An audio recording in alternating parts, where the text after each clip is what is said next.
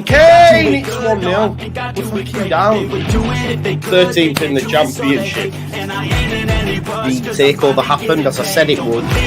People will be... Oh, when have we got Leeds?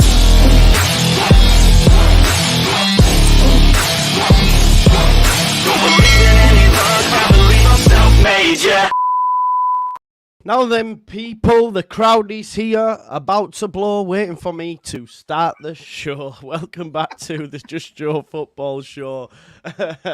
As you can see, you have me and Joe with you to basically chat over the Chelsea versus Leeds game. A bit of a match day live, if you like, because it's such a big game in the annals of Leeds United's history. Although, interestingly, which I only found out when doing a bit of research, this is only the second time we've faced them in the FA Cup since that 1970, famous replay. So it's wild. How wild's that, Joe, that it's been this long that we've faced Chelsea? I mean, I can remember like seasons we would face Arsenal at least once in the FA Cup, but Chelsea, never. Been a long time. Long time, yeah, and even longer since we progressed to the quarterfinals. I think it's about 21 years. 21, mate. Yeah, wow. And when I saw the dates for that, I think it was like 2001 or 2000. That can't be 21 years ago. That's only last year. That's only a couple of years ago. But yeah, it's been a while. We're getting old, Joe.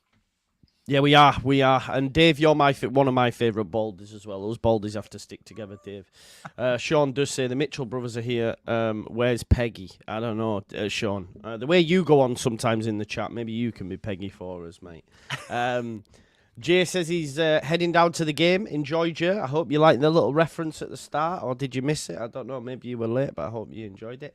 Listen, this is a huge game. For Leeds United. I think the only disappointing thing for me, Jer, is the presser and the amount of players that we might have out. You know, he mentioned Rutter, Somerville definitely, and to be honest, I wouldn't want to risk Somerville based on the fact he mentioned he's had a few niggles for a few weeks, and then if we think about his performances and we think about post matches, we've gone, he wasn't at his best today. Now we know why, right? Yeah, he's getting kicked about the park for the last couple of months, and he does. The kind of player that he is, he invites hard tackles. People want to put him out of the game, and we've seen all year in the Championship that all of our skillful kind of players, Nanto early on, James got a bit of it, Somerville's got a lot of it, Rutter's got it all season. They've just been targeted and kicked out of the games. So no harm in taking him out of the firing line. I very much got the vibe from the little smirks on Farke's face that he was resting players without saying he was resting players, The likes of Rutter and that as well, I think could do with the break. But Chelsea aren't far off with themselves. They have 9 players missing for tonight's game as well, so they're not a full strength by any means. They do have a much stronger depth of squad, which should be said. Like, of course, their backup is Mikael Mudryk, like only the 80 million pounds of him, Yeah, and I think he might start tonight, to be honest, because Sterling was pretty woeful. And having watched and listened to a bit of Chelsea content in the lead up to this, I think a few people think he might start. Madueke might start. So they're two players that, as much as we can bash them from a Premier League standpoint, when they're dropping down to play a team that are Championship, I know we have a few players that we could say, okay, yeah, they could do a job in the Prem. But even like Caicedo, Enzo, he might play with them, and that's £200 million worth of centre midfielder. It's mad, isn't it? Yeah, it is. And they've a young side as well. Like they are building a side for the future. They've invested heavily in a team that probably won't peak next year or two, but they'll start to grow if they can stop sacking their managers. Or in our case, don't stop sacking their managers, keep sacking them, stay mid-table. I like seeing Chelsea hanging around the middle of the table. But we get promoted, mate. We might be challenging them for that mid-table spot next season, It's mad to think that Manchester United and Chelsea are mid-table clubs now, isn't it? Yeah, it's mad. It's enjoyable. It's great. Very enjoyable. Long may it continue. Yes, exactly, mate. Exactly. I was watching Matisse this morning, actually, and he did a preview, and he said it's arguably a bigger game for Chelsea than it is Leeds United, because Leeds United are flying high. We have, promotion in our sights, top 2 in our sights, automatic promotion, and that's much more important. And Chelsea have this, they're going to finish mid-table. They're too far off the Champions League. If they want to get to Europe, they need to get to the FA Cup final and win it. That's Poch's last chance, and arguably could see him get sacked. So do you agree with the sentiment that it is arguably a bigger game for them right now? Yeah, for lots of reasons, not just the reasons that you pointed out, but also FFP. They need European football. They need European football money. Even if it's Conference League or if it's Europa League, they still need European money. If they don't get Europe this year, that's 2 seasons without European money, and they've spent £1 billion. So, I mean, FFP, whatever Everton misrepresenting their funds or whatever. They've managed to get a deduction on their points deduction, a reduction on their points deduction. Chelsea be hammered, be absolutely hammered for this. I mean, there's only so much of your owner's money you're allowed to put into the football club. I've got to stop doing this as well. I'm in work mode. It's fine. It's fine. I'm in work today, so I'm like, yeah, I think it's a massive game for them in terms of they need European football. Poch needs a trophy. Bowley wants a trophy. He needs to prove that investment he's put in there is working, because spend that kind of money and getting nothing back for it so far, it's not good look for him, his investors, and it's not a good look for Poch either. Yeah, I think Joshua's hit the nail on the head as well. There's so much riding on the game for them, and that also could have a positive impact in Leeds United, because if we see, I don't know if you watched the Carabao Cup final, but I did it on here, and in extra time, the Chelsea players, you can criticise Poch, but they did wilt under the pressure, and there is another different type of pressure tonight, because it's like we say, it's do or die, and as much as people might believe this doesn't happen, some players might not be having Poch and therefore might not put in their, the full shebang. And you've also got, because it's the FA Cup, like 5,000 vociferous Leeds fans breathing down your neck, and we've seen how that can turn a game recently against Leicester. That once we got that equaliser, Leicester were never getting anything out of that game, and that ball got dragged into the net. And if we start well down at Stamford Bridge, you could have a similar sort of impact on the game, I think. Massively. And again, it's alternating pressures, it's alternating forms. You've got Leeds who are on a massive high after the result of the weekend and 9 games in a row, with 9 wins in a row. You've got Chelsea who need to bounce back from that EFL Cup final loss. They need to show their fans something. If they go a goal behind, if they're not performing, that Stamford Bridge will get on their back. Outside of the Leeds fans getting on their back, their own fans will start to get on their back, And I thought towards the end of the 90 minutes, I thought Chelsea were in the ascendancy in the EFL Cup final. I thought they were going to go win it. And then when you see Klopp really trust the kids that he had, 18, 19-year-olds being brought off the bench, and all of a sudden the extra time is a completely different game, and Liverpool are very much back in the game. So they have a very different set of things that they have to do tonight. They need to put in performance for their fans, keep them off their back. They need to be able to handle Leeds' momentum, which is going to be a big thing as well. There's another side to it for me for Leeds as well. I was concerned that after the Leicester game, there might be a bit of a, how do you bring us back down to where we need to be to focus on the next league game? Because that's a real big high. Yep. And I think this game has come at a really good time, because it kind of just breaks up the league form. So if Leeds do have an adrenaline wobble tonight, fine, that's okay. That's midweek in the FA Cup, doesn't affect the league. You go back into Huddersfield focus and ready for the league stuff. So there's lots of different ways that this game could go tonight. There's lots of different pressures in different kind of ways, but I just don't think there's any pressure on Leeds United in any kind of way. We're not expected to win this game. We don't have the squad we had last season, the Premier League. It's a much cheaper team on paper. Yep. Whatever they say about our £70 million front line, which didn't cost £400 million squad. Apparently, we've got. I know, which didn't cost 70 million quid or 700 million, whatever you want to call it. Yeah, do the maths. But look, it's a very different thing for me tonight. The most important thing for me tonight with Leeds is a performance. The momentum comes from the performance, not necessarily the result. If Leeds play really, really well, it's a respectable scoreline, Leeds can carry that into the Huddersfield. But it's a good test for us tonight as well to see where is this squad versus the Premier League squad. How close to them are we? Yeah, exactly, mate. And you made a good point there when you said like Klopp trusted his youngsters. There's an element of Farke having to trust his squad tonight, because, like you've mentioned, there's a few knocks, if that's true or not, and he's just resting them. How do you?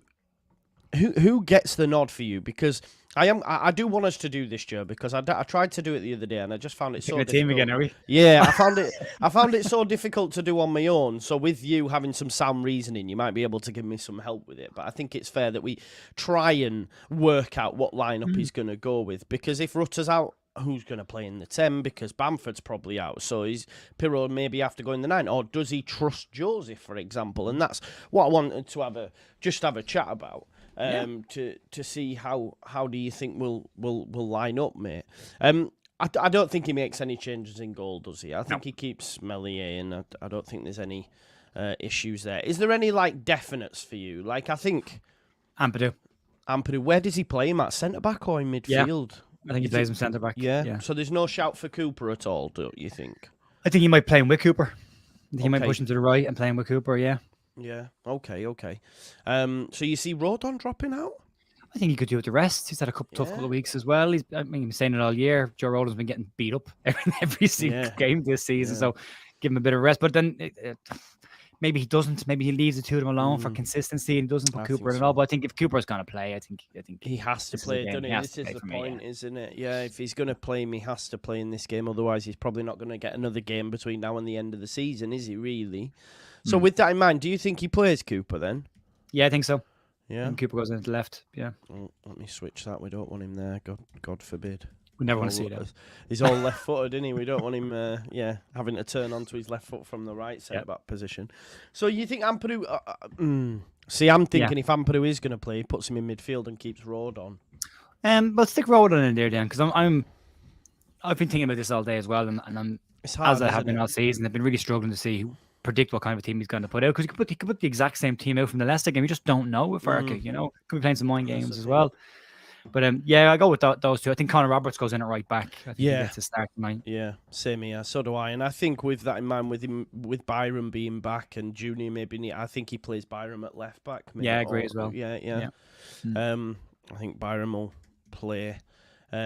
For sure, because it's clear now if we think about where people are at in terms of the level. Firpo's usurped Byram for the first team left back, hasn't he, in the league? I think we can all agree on that. So in midfield then, Ampadu has to play, especially against his old club. So do you think he puts him in midfield? Yeah, I think he plays. Yeah, I agree. Now, who partners him then? So could we see a rest for Gruev and Kamara and play Gray in midfield?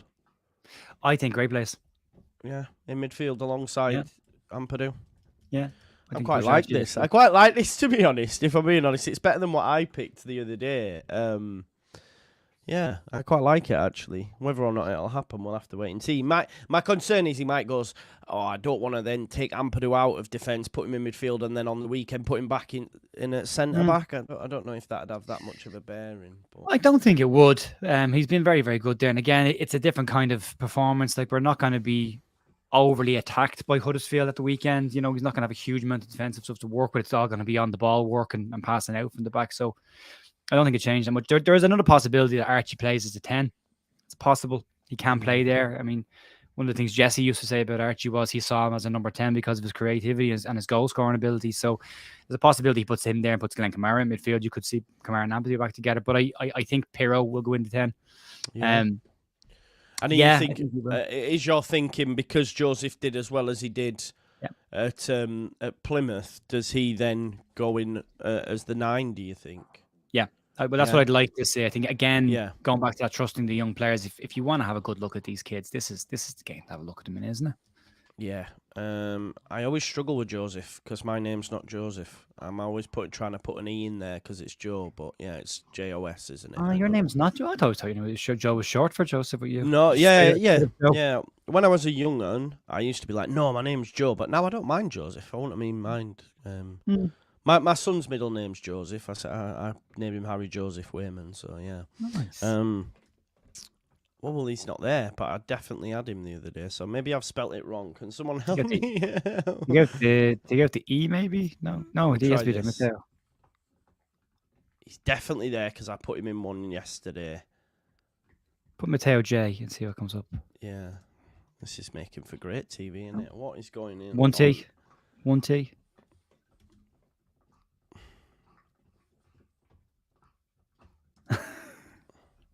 Hey, there we go. He's there. We got there in the end. It's 1-2.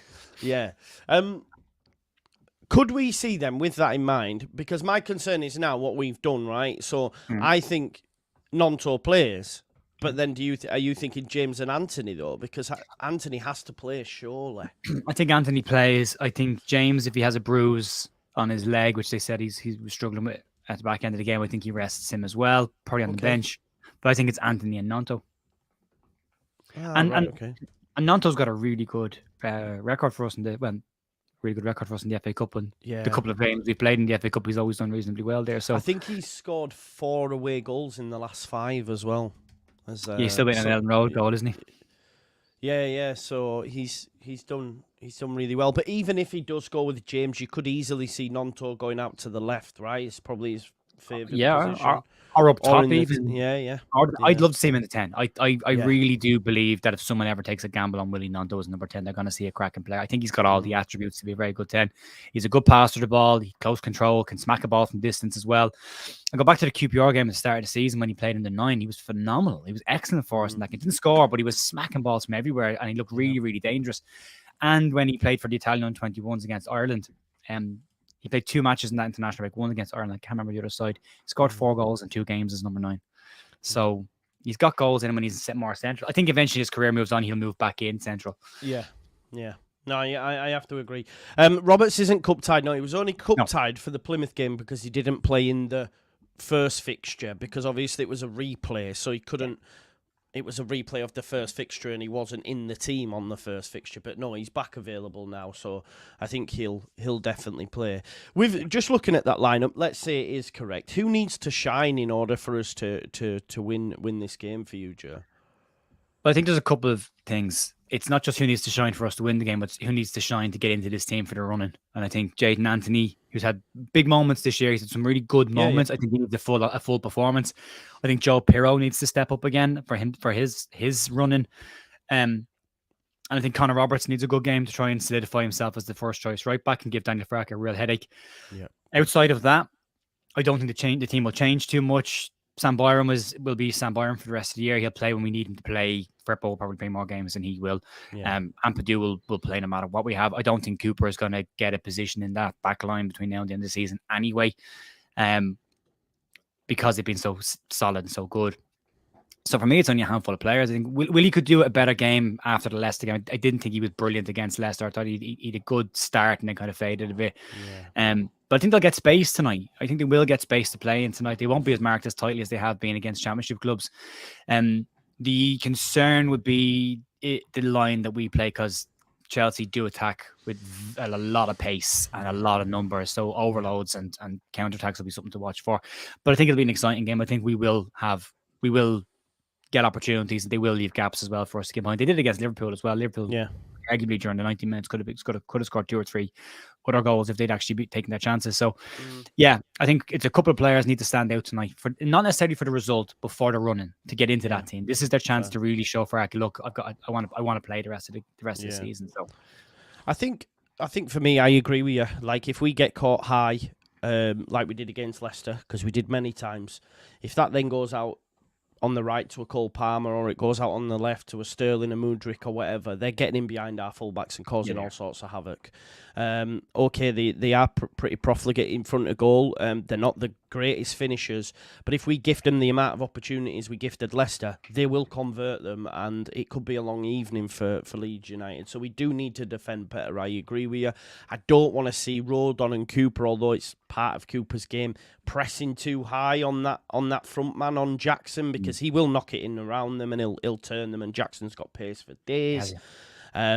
So I do worry that from that respect. I think a player that needs to have a good game, though, for me, and you've mentioned it for the running as well, but also in this game, I think Pirro, if he is going to play in the 10, he can't be non-existent where we're all saying, where the fuck is he? Sorry for swearing. Where the fuck is he? I mean, that's still swearing, but not as a thing. But no, it's not. It's not a swear word. No, it's not. It's a feck. No. I'm just thinking of Father Ted. Feck. They got away with it. It's not. Yeah, exactly. But yeah, like, he can't go missing in this game, because if he's got Caicedo, if he's got Enzo, they're just going to gobble him up, aren't they? And you know, we need someone. We need a good performance from him, mate, for sure, I think, Pirro.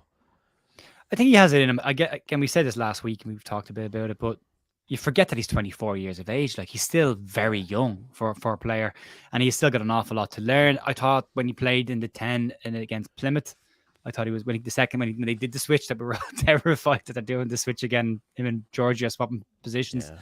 I thought he was very good. Then. But he does go missing in games, and that is the part. He doesn't press the way Bamford presses. He doesn't occupy centre-backs the way Bamford. So from a 9 perspective, he's more of a false 9 than he is anything else. He's not an out-and-out 9. He's not an out-and-out 10. He's this kind of floating number 9. But they'll need to occupy the defence. They'll need to keep their defenders back, so they can't play a high line. They can't commit bodies forward. So he'll have to do that very well. Joseph, I think, does do that very well. He will Yeah. press at pace. He does like to and he does like to leave a shoulder, and he's a physical player, and he's not afraid of people. So that's something as well. But yeah, it's a big game for Joe Pirro. It's a big game. You know, he wants to get himself back in Farke's good books for the running, because there will be opportunities, Paddy. If he has got a little bit of a calf strain, looks like could be he's an opportunity got against Huddersfield. Yeah, this is the thing.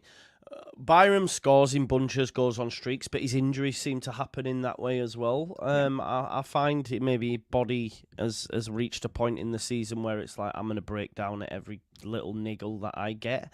So so there is an opportunity for him. I just want to pick on this. Like Jamie, he says he ain't a 10, so why do you expect him to perform then? That's what I don't understand.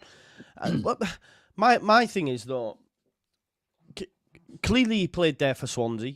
Clearly the manager Farke fancies him there and has also played him in the 9 the further on in the season we've got. But if you think back to that game, I forget which game it was, where he switched them round and then he ended up we scored. Yeah, he got an assist from it, right? Yeah. So he can play there. Let's not pretend he can't play there. But you mentioned it there. What do you think Pirro's best position is?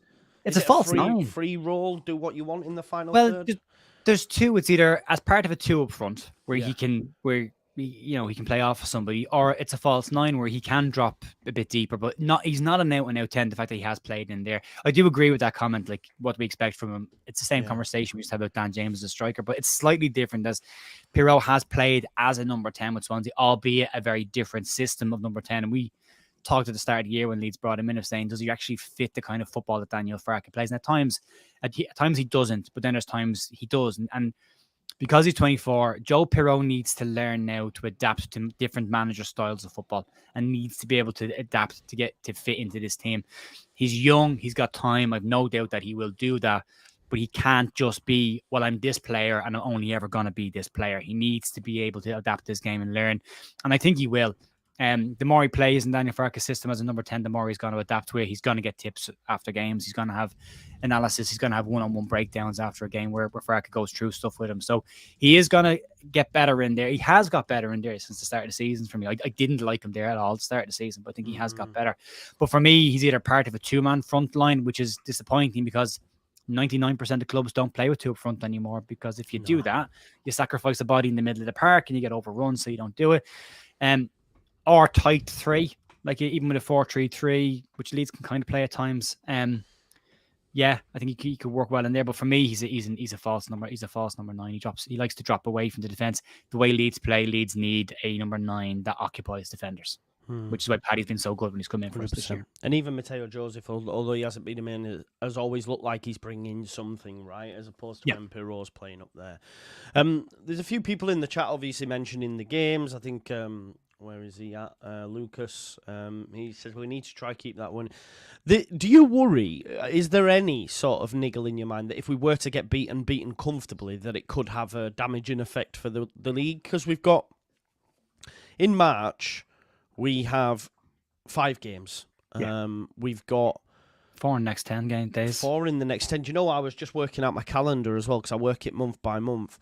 Even on the 29th of March, we've then got a game 2 days later because it's Good Friday and Easter Monday. And I forgot, oh, wow, that's such a jam-packed period. So do you worry with us having Huddersfield away and Sheff Wednesday away, which are their cup finals, let's be honest, and where they are in the league, they need results. Do you worry that a loss here today could have a damaging effect? Or do you think Farke's too long in the tooth for it? Because let's not forget, when he played Manchester United in the quarter-final at Norwich, they still went on and won the league, and he played a strong lineup in that game as well. I don't like to say a throwaway fixture, but I kind of feel like this is a bit of a throwaway fixture because now it's not for lots of reasons in terms of momentum, performance. That's huge. As long as Leeds put in a respectable performance, I think that's fine. That's okay. You don't want to get hammered anyway, but it can also be, and this is why I said that I think this game has come at the right time. It can also be the right kind of leveler to get your head focused for Huddersfield again at the weekend. I don't think you'll see an overreact of Daniel Farke because we've never seen him overreact to things. I think it'll be a very calm response to it. I think you'll see a if Leeds did get hammered, I think you'd see a press conference where Daniel Farke is saying, They have a couple of 100 millions worth of talent in that team. They're a Premier League side. We're still growing. We're still young. We're still developing. He'll say all the right things. If you put in a really good performance against them, he'll say this team is showing how much they've grown this year and how close we are to Premier League. So I think either way he'll put a positive spin on it. But I think my fear was there was such a release of emotion on Friday night against Leicester that you could have a hangover. And the fact that this game comes between this and the Huddersfield game, it's the right game to have a hangover if you were going to have it. So for me, I don't see a negative either way. You don't want to get hammered. You don't want to get completely outplayed. There's a lot of things for Leeds players to want to put in a good performance. There's a lot. Ampadu is going to want to prove himself against his old club. Joe Rodon's going to want to prove himself against the Premier League side that he is a Premier League centre-back. And then there's all the other players we've talked about as well. Willie Gnonto will want to show that, if he is in the shop window again this summer, I'm a Premier League player. So there's lads that have points to prove, and that's a good thing as well. But we'll see. I don't see it getting a massive. I don't see a Russell Martin reaction to a defeat. Yeah, no, definitely not. And like Mr. Dodo says, if your first loss comes away at Stamford Bridge, then it ain't such a bad thing, is it? So you agree with that. Someone's just asked, fancy a replay. Bob, there are no replays. It will finish tonight, so it'll be extra time and penalties. Yeah, at least we know it's going to finish, because I couldn't have done with another replay, if I'm honest. We don't need another replay because it means moving shit about. Andy says this, I would just love it if Joffy... Now, when he has used Joffy, he's coming off the right. Could you see this happen at all, Joe, with maybe Gelhardt on the right, Gnonto in the 10 and Pirro up top? Would that be an option? Yeah, the other one we're forgetting as well is Charlie Creswell could come in tonight as well. I don't think he will, but he definitely could. Joffy was okay, actually, when he came on the right in the cup game against Plymouth. When he came in on the right-hand side, I thought he had a really good game. So, again, Joffy has something to prove as well. Joffy's arguably been better against Premier League sides than he has been against Championship sides. Go back to his best years at Leeds have been when he's come off the bench in the Premier Division, not in the Championship, and his loan in the Championship didn't help him at all. It'll be, again, I think it's about space. I think that we will get a little bit more space because Chelsea will be focused on their performance and not necessarily on us. Yeah. So, I'd love to see Joffrey just get a kickstart. There's been moments this year when you've seen him off the bench where you think, maybe he's starting to find his form again or find his rhythm again. His confidence now with him in minutes is going to be important. But I could see that. If they had to do that, I could see that. Yeah, you could see him in the 10 as well because he wants to play as a 10. Yeah. It's quite interesting. I think Creswell had played against Chelsea in the under-21s more recently. I think I remember Moscow White mentioning it. So I just feel he's a little way off. Could start him, but I just don't see it. It wouldn't surprise me if he goes with both centre-backs and keeps that continuity there, especially if he's going to change the full-backs, if that makes sense. Like, if he's going to change right-back and left-back, probably wants to keep continuity at centre-back. But then again, as we've said, when's Cooper ever going to play? Do you know what I mean? If he's not going to play in the FA Cup, what is a respectable defeat, if ever there was such a thing, mate? Like a scoring defeat, I think. 2-1 or a 3-1. I think you put a mark on them as well.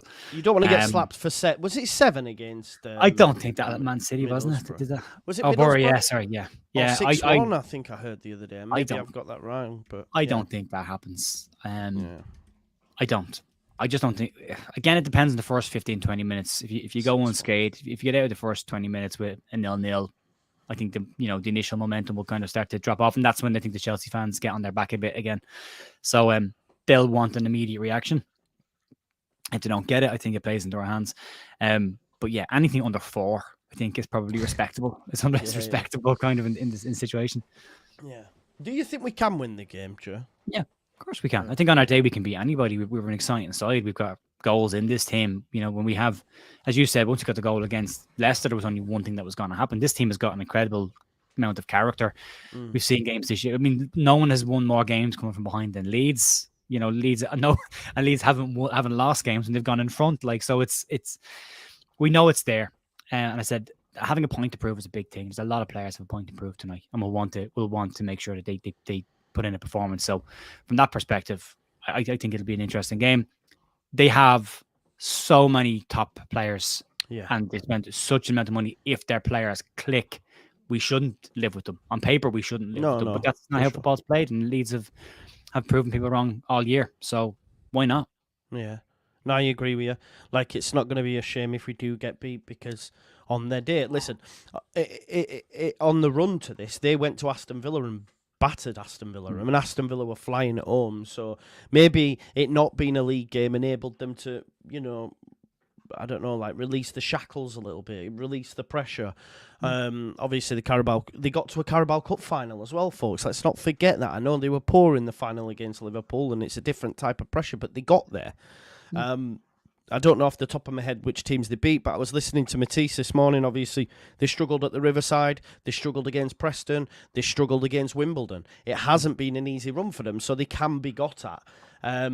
So, if we score first, and I don't think no team scored as many goals as us in the first 15 minutes in the league. If we were to score in that first 15 minutes, it really turns their crowd against them, 100%. Gets ours up. And there's a mentality, isn't there? It's like, well, we're in front now, and we don't lose when we're in front. So if we were to score first, it could really set the cat amongst the pigeons. Well, it plays into how we play. If we score first, then they have to really come out and really throw bodies forward, which creates space for us to get for counter. And we've been very good counter-attacking this year as well. So, yeah, it does that. I think the first 15 minutes would be important. I think the first 15 minutes could be first 15 and last 15 could be the most exciting parts of this game, because both teams, I think, will want to come out and have a go very early on. But look, again, this is one of those kind of games where you can turn around and say to your players, it's not a league game. Pressure's not on today. Go and enjoy yourselves. Go out there and show what you can do. Show everyone what you can do. And it's a different kind of game. Yeah. Yeah, it's quite interesting. Farke said, obviously, because of where the game's been positioned, he's not been able to put together a tactical plan as such and mirror what Chelsea do. He's just going to go with our game plan and see if that wins out. So at least we know we're going to go have a go and just try and play our way. And if we come out on the other side of that, then amazing. And I'd love to get to a quarter final. It's been 21 years, Joe. 21 years. It's too long. Yeah. And the last cup final was against Aston Villa, wasn't it? Yes. Yeah. The EFL Cup. My brother's a Villa fan. I've never been. He still has a videotape of that match and never lets me forget about it. So I'd like to get that one out of our system. Yeah. Look. Yeah. Maybe not this year, Joe. I think maybe there's other years. Hopefully we got a brighter future ahead of us. And then maybe we can focus on that. But right now, I just don't want. I like the fact that Leicester got through after extra time last night. Tires them out a little bit for the weekend, and it's another game on their calendar. Yeah. I want us to focus on the league. Yeah. So you're telling me you want us to lose? Is that what you're telling me? I'm saying if we win, fine, but do it in 90 minutes. But if we lose, I don't care. The more important game is the weekend against Huddersfield, and not because it's Huddersfield, but because it's another championship game. Yeah. They're dining out on this. I believe they've convinced themselves they're going to win that game. By the way, it's like, have you ever seen someone have an argument with themselves? Yeah. There's nothing coming from the Leeds side. They're just shouting at clouds over here, giving it loads and going. And every now and then we're kind of looking over the wall, going, "You're all right over there." Their owner's in for a surprise because his tweet got bookmarked so much when he was calling us Leeds, but like refused blocking to out the E's. It's just petty. It's such how old are you? How old are you? Exactly, mate. And his manager as well. His first press conference decides to throw. Yeah. Oh well, Huddersfield are more well known than Leeds in Germany, are they? Where I don't know where he gets that from, to be honest. Well, that's my point out. Yeah, so yes, you had David Wagner in the Premier League for 2 years, but we've Daniel Farke, who's also German and has won 2 championship promotions and been in the Premier League. Yeah, and we've had a German international playing for us as well. All right, mate. Whatever you need to say to sleep at night. Yeah, no exactly. Problem.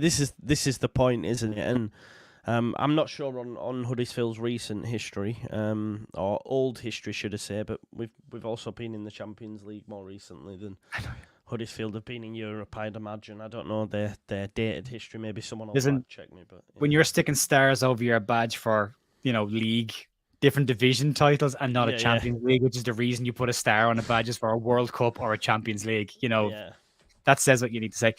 Look, just go and shut them up at the weekend. That's all I care about. So this game for me is a free hit. Go and put in a performance. Let the lads go and enjoy themselves. Pressure's off. Go up. Go show them what you can do. See where we are against Premier League sides, because we know that we like this. The gap between the top of the Championship and the bottom of the Premier League isn't that big. And if you look at the teams that went up comfortably last year, they're all struggling in the Premier League this year. They're all in the bottom 4. Yeah, so even though walking away to the Championship, you might think, oh, we've got a cracking side.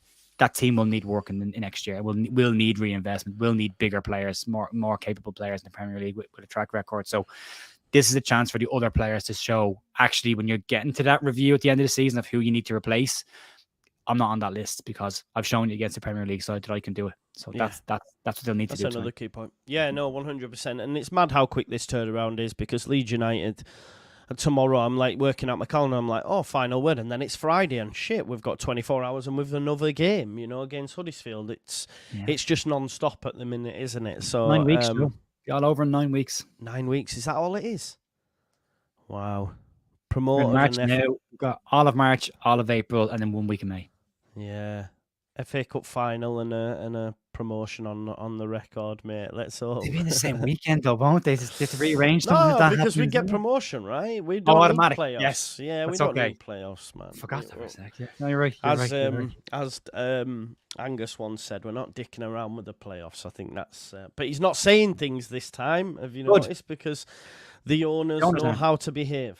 The owners know how to behave. And just said it. The Huddersfield owner on Twitter. We are past those days where our owner feels the need to go onto Twitter and have a conversation. That's that stuff. Just be done with that, and let's do our business quietly behind the scenes. Yeah, it's so good right now to see the club. Because as I say, I was talking to Matisse yesterday, and obviously Bowley went in there and tried to make himself the sporting director and stuff. And you know, we've been in the Premier League and operated as a League One club behind the scenes. But for me now, with the appointment of the new guy who's the youth setup guy, you've got Greta Steinson, Nick Hammond, Jordan Miles. We really are geared up now for a Premier League return. And I say this confidently, if we did go up, I don't think we'll be in trouble, Joe, because of how well it looks like we're going to be run on the pitch and also off it.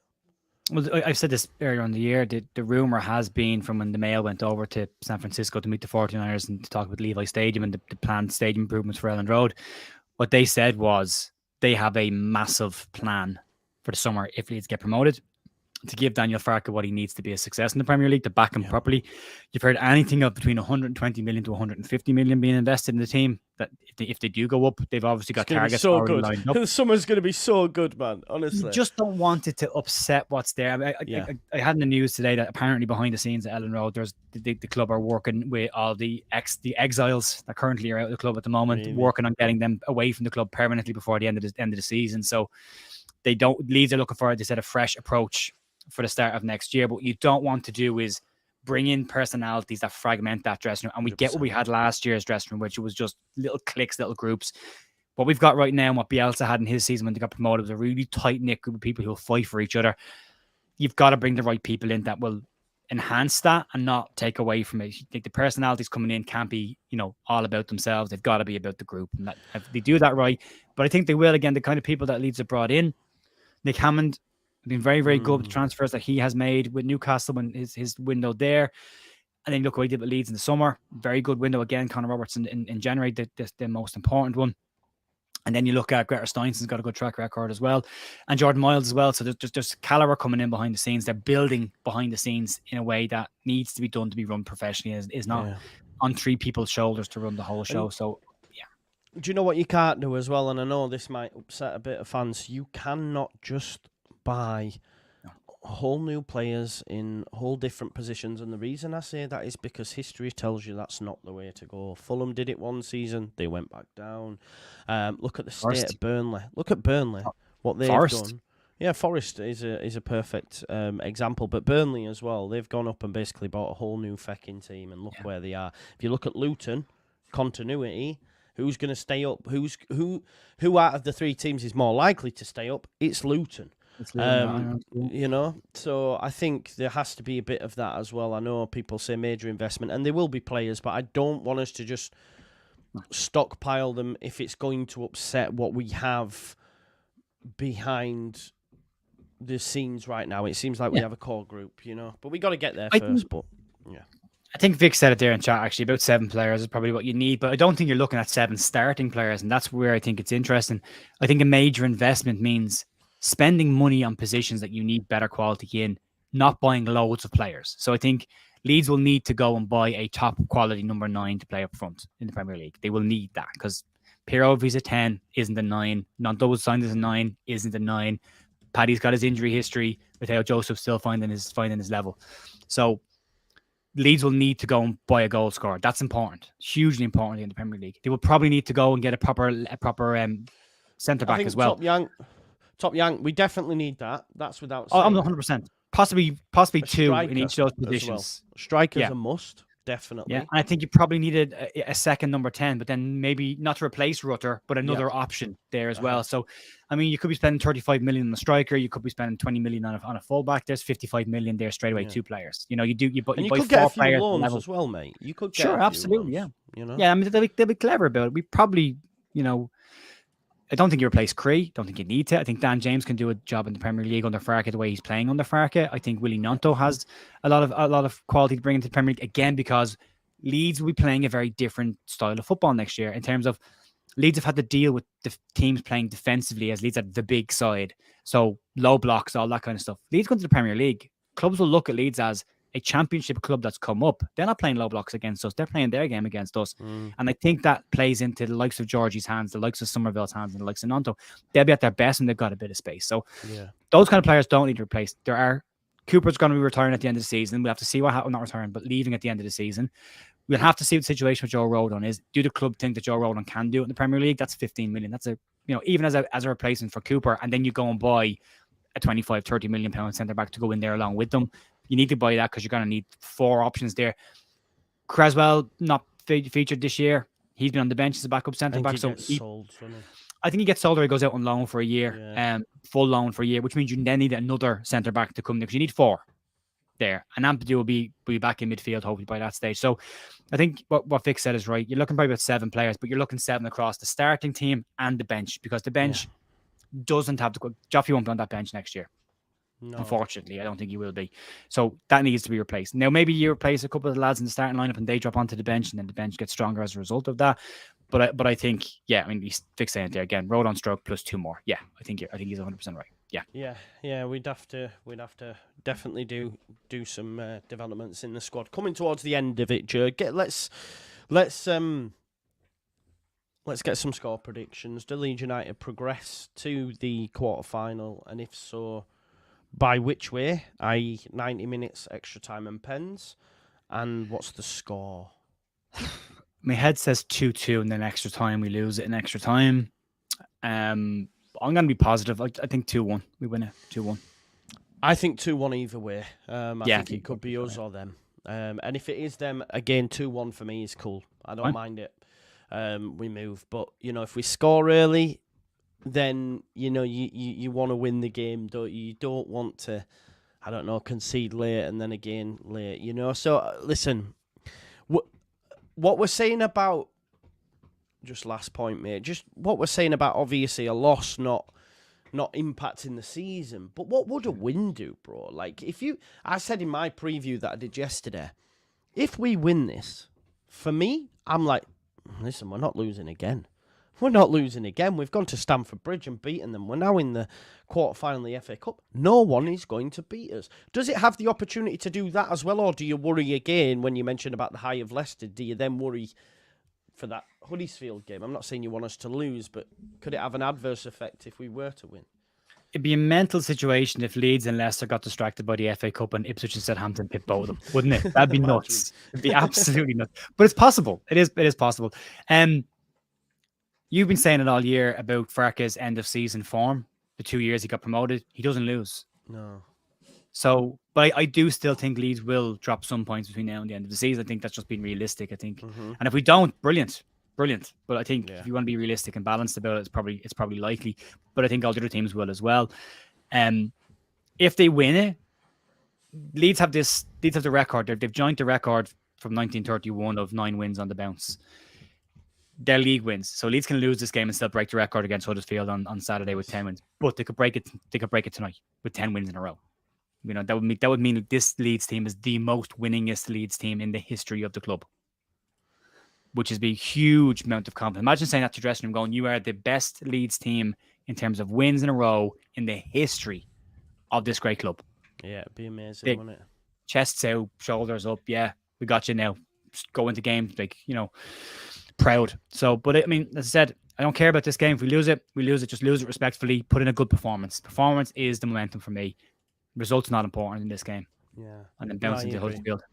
Yeah, exactly. Performance over. I was going to say over points, but performance over progression. Yeah.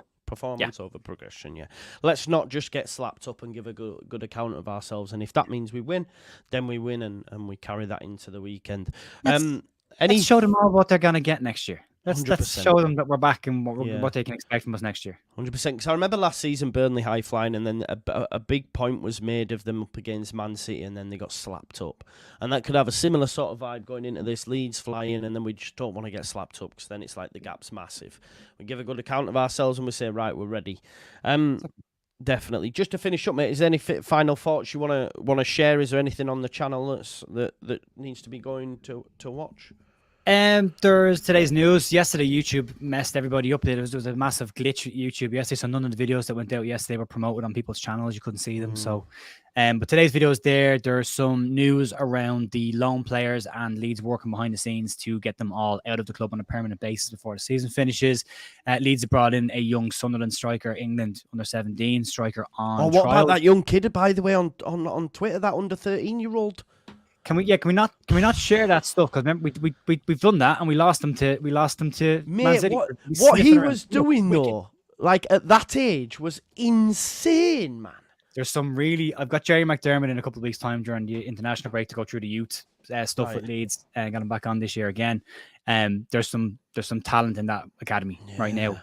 But Man City and Liverpool have been sniffing around Leeds Academy for months. You know, they're trying to get Harry Gray as well now, Man City. So the thing about that is, if you look at Haaland, Mbappe, Bellingham, if Man City, Liverpool wait till these players hit 21, 22, they've priced themselves out of moves because they're probably 80, 90 million. If they can get them at 15, 16 for 5 million, and then they turn into 100 million pound players by 21. Exactly. And that's why they're all having a look. So that kid looks phenomenal. Some of the stuff he was doing with that ball, you can't teach that. That's built into you. Not at that age as well, man. He was doing all sorts of tricks, man. It was insane. You need to see him grow. I played behind people when I played schoolboy in Ireland. I was sitting on the bench for years with teams. And my dad used to always say, just keep doing what you're doing. You peak at different times. And by 18, I was playing for Shamrock Rovers and other players had stopped playing completely. Like I bypassed a couple of them. So they develop at different ages and they develop differently. You don't want to peak at 15 with all the skills. You want to keep getting better. So the Leeds know what they're doing. The academy's in a really good spot right now. So, someone's mentioned about Scoobs as well. Yeah, amazing. Yeah, Sean McGurk's got a banger last night as well. There's another player that came through. He's got 2 bangers. So but the academy's in a good spot. This is why it's important we get to the Prem as well, because you have more chance of keeping these players. Yeah. You know, if we're still in the Championship and City come knocking, they're going to go City. Whereas if we're in the Premier League, we're comfortable in the Premier League and maybe even challenging you for Europe, you keep these players. So that's why we need to also... Graham, I don't know the kid's name. I just seen... No. I don't know it. He wasn't named. I don't think he's allowed to be named either. Probably not. But there was just a clip of him saying something along the lines of like, a kid under 13 shouldn't be able to do this sort of stuff. I retweeted it. Said, by the way, because Mark is saying it there, but the 49ers not losing the kids. It should be said, under the age of 17, Leeds don't have a say in it. No, it's the parents. Exactly. They're on schoolboy contracts until they sign a scholars contract or a professional deal. All these other clubs have to do is negotiate with the parents, and that's what was done with what's his name, Finley Gorman. They went straight to the parents, negotiated a deal with them, money up front, all of that stuff, and then Leeds get 5 million from compensation out of that as well. But I mean, 5 million for a 15-year-old, which is a British transfer record as well, which is nuts. So we don't have a say in it. So we just made, as you said, if we're in the right division, we're doing the right things, kids will want to stay here. 100%. Yeah, you got to look after him, haven't you, for sure.